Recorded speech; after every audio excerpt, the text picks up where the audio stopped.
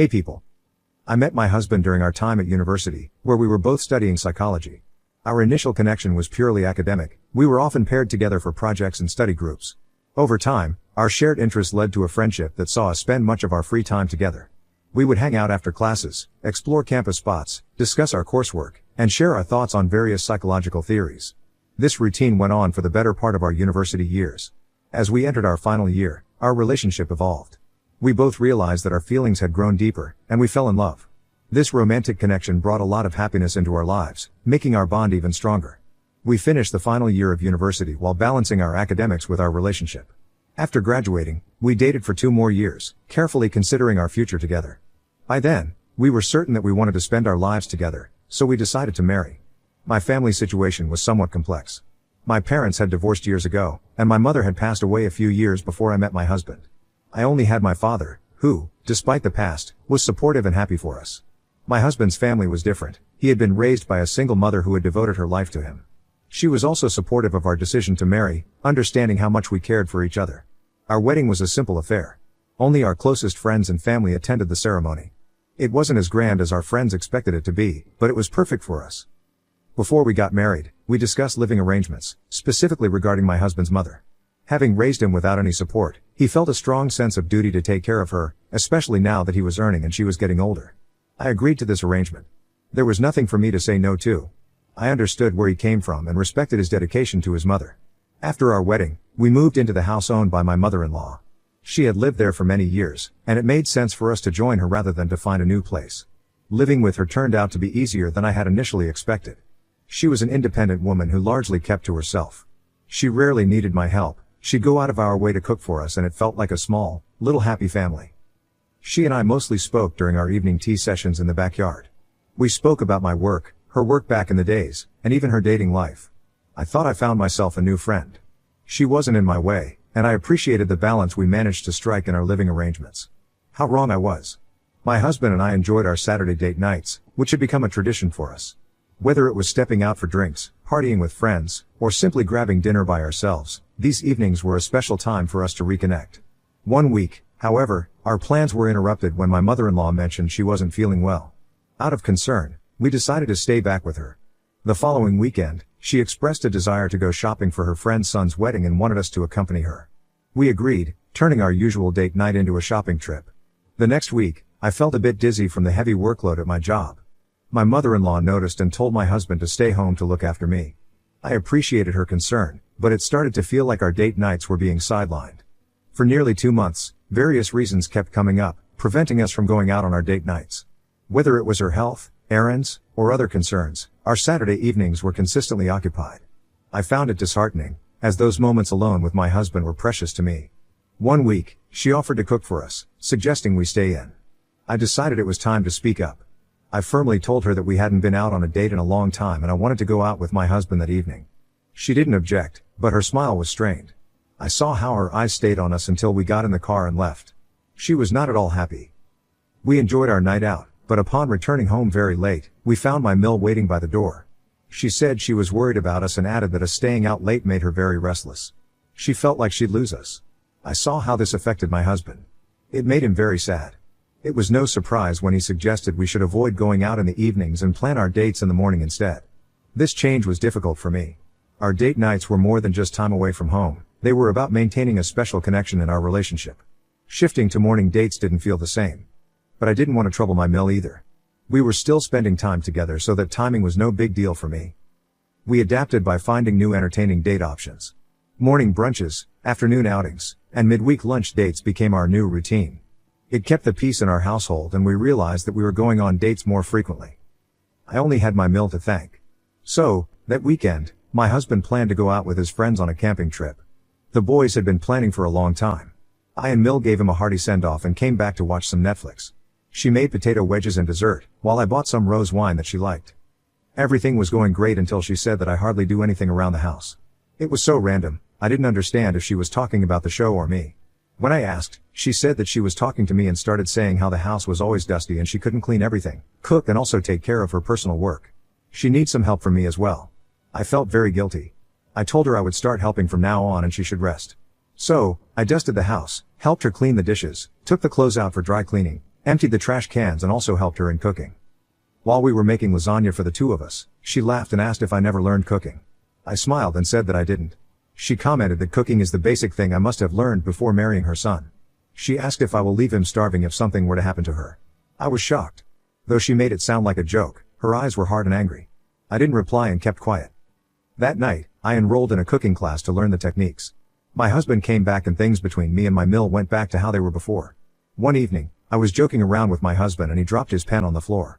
I slowly nudged it with my leg and asked him to pick it up. He smiled and picked it up. My meal saw this. When we were alone, she said that I should move my body sometimes, at least otherwise I'd be at risk of obesity. It's good to move one's body a few times a day if I am not capable of doing it the way everyone else does. I had always been a chubby kid, a hefty woman now, and her statement felt like an insult. She asked me not to make her son feel inferior again. That last part? She did not even bother to make it sound like a joke or even a friendly conversation. It sounded more like a threat. I apologized to her and said that we were just joking and I did not intend to make my husband feel inferior. That's not what I had in mind. She asked me to forget about it. Her taunts and insults became more frequent. I'd be talking on the phone with my friends and she'd come and say that I hung out with very bad company. Those girls are true evil, she once said. I asked her not to say such things because my girls are special to me. They'd been with me when I needed them. She said I should stop having friends because I didn't know how to choose the right ones. Then the taunts were about the way I dressed. The sleeves are too small, the shorts are too high, the earrings are too big, the heels are unnecessary. She started controlling my life and I kept quiet for my husband's sake. I made a cake for her birthday and threw it in the trash bin. I saw her do it. When my husband came into the kitchen, she said that the cake was what she made and she didn't like the way it turned out. I wanted to cry but kept mum. I didn't want to be a spoil during a happy occasion. It was getting really hard to stay with her, but I never said anything to my husband. It was a Sunday and we just came back from church. She was putting this plate of chicken for baking in the oven. When I came there to fetch myself a glass of water, she said that I was not praying the right way in the church. I asked her to tell me what was wrong with my praying. She said it was the way I was leaning in front of the Lord, how I was speaking to the priest and not taking the holy water from him the right way. I didn't know there was a right way of doing these things. I was being sincere. But she said, if only my mother taught me things properly, her troubles would have been less. My mother should be the one to blame. She raised a very bad daughter. She didn't stop at that. She said that's how a broken family would be. A dad who never showed up and a mother who didn't do her part. She said she was thankful that despite not being married, she gave her son the right manners and morals. I didn't shout, but I got threateningly close to her and said, the next time she says anything about my parents, I'll not keep quiet. I respect her for being a single mom and never questioned her upbringing ways, so she shouldn't talk about my mom's. She did not say a word. She smacked the plate of chicken to the floor and began crying. My husband ran into the kitchen and she told him that I took the plate from her hand and threw it to the floor because she added garlic powder to the recipe. It sounded so silly even to me. My husband just looked at me like I lost my mind. He asked what made me so angry. I told him she threw the plate and I did not. The blame game began and he asked us both to go to our rooms and not say another word. The tension between my mother-in-law and me reached its breaking point one evening when she blamed me for something I didn't do. It was a trivial matter, but her harsh words and accusatory tone were the last straw for me. I stopped talking to her entirely. From that moment on, I made a conscious effort to avoid being in the same place at the same time as her. Our home became a battleground of avoidance. I started cooking for myself and refused to eat the food she prepared. When she and my husband spent time together, I made sure to be elsewhere, whether it was in another room or out of the house. My mother-in-law seemed pleased with this arrangement, her satisfaction evident in the way she interacted with my husband when I wasn't around. My husband soon noticed my behavior. One evening, he confronted me, asking why I was distancing myself from his mother and him. It was a difficult conversation, but I finally told him everything. I recounted all the taunts and the constant blaming, the way she undermined me at every turn. His reaction was not what I had hoped for. He didn't believe me. He insisted that I must have misunderstood his mother because she was never that rude. He told me she liked me, and it hurt to see how blind he was to her true nature. I told him he was being biased. His response was to suggest I try harder to adjust, to make an effort to get along. But I had reached my limit. There was only so much I could do, and I could not continue to endure the insults and wrongful accusations. The strain between my mother-in-law and me began to affect my relationship with my husband. Our once cherished Saturday date nights became a thing of the past. We stopped talking about our days, and we ceased meeting with our mutual friends to avoid the uncomfortable discussions about our problems at home. I realized that to save my marriage, I needed to show my husband his mother's true colors. I understood that he had known her for years and loved her deeply, so it was only fair that he had doubts about my complaints. I didn't expect him to believe me instantly, but I needed him to see the reality of the situation. I chose a day carefully. I knew my husband would be home, And I made sure to spend time in common areas of the house, places where my mother-in-law would usually find me. She didn't know her son was home. He took a leave of absence and none of us bothered to tell her. True to form, she couldn't resist making snide remarks and giving me disappointed looks whenever we crossed paths. Then she complained about the way I did things around the house, blamed me for minor inconveniences, and made cutting comments about my character and capabilities. It was so loud that my husband heard these things all the way to his room. When she finally realized her son was home, she was a little startled. But seeing how he said nothing about her behavior, she went on insulting me. At first, he tried to stay out of it for whatever reason, but as the day wore on, I could see the confusion and hurt in his eyes. He had never seen his mother behave this way. I realized he was keeping quiet so as to not hurt either of us and make the whole issue even bigger. He was clearly not happy about it though. The final straw came during dinner. I sat with them, breaking my usual pattern of avoidance. My mother-in-law, visibly annoyed by my presence, started criticizing the way I set the table and served the food. She accused me of trying to make her look bad and not respecting her in her own home. My husband sat silently, his face growing pale as he listened to her insults. She said that I gave her less food because I wanted her to starve. Honestly, I served all of us an equal amount of food. She started saying that I broke her pot in the garden and did not bother to apologize. I told her that I did not break it and she got so angry that she spilled an entire glass of water on my face. She was very brave that her son was not saying anything so she'd get away with it. But my husband immediately came to my rescue and embraced me. It was the first time I heard him scream at his mother. He told her to not disrespect me and there was no reason for her to throw the glass of water. It was just a pot and if it was so important he'd buy her a new one. I didn't know why I started crying but I did. Maybe, because I did not expect him to support me even then but he did. After he consoled me and took me back to my room, my husband confronted his mother. I could hear from my room what they were talking. He asked her why she was treating me this way and why she had been so harsh. Her response was defensive and dismissive, but it was enough. He finally saw what I had been enduring. He asked her to be honest and tell him what the problem was. She said that I was trying to keep her away from her son with my stupid dates, friends gatherings and whatnot. She said that the marriage is only making her son more wife-centered and it makes her feel very left out. It's all my fault and I am doing these things intentionally to hurt her, to make her look like a bad person.